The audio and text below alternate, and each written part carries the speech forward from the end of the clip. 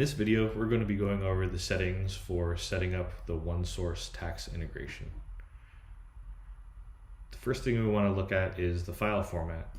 So if you were wanting to process tax for mailing jobs through the Onesource tax integration, we need the CSV file for that zip code list formatted in a certain way.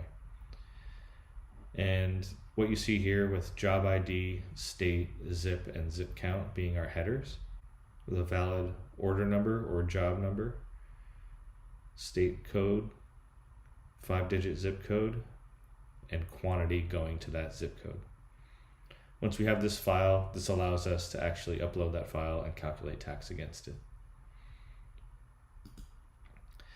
The other settings we need to set up are commodity codes. So if we go into our admin, estimates, orders, and commodity codes, in here we can actually create the code and a description of that code and check whether it's enabled or not. We use commodity codes to determine what tax rates a particular service should be taxed against in a certain jurisdiction. This is something you'll probably come up with a tax consultant or with Thomson Reuters. If you have any questions on this, your accountant should be able to help.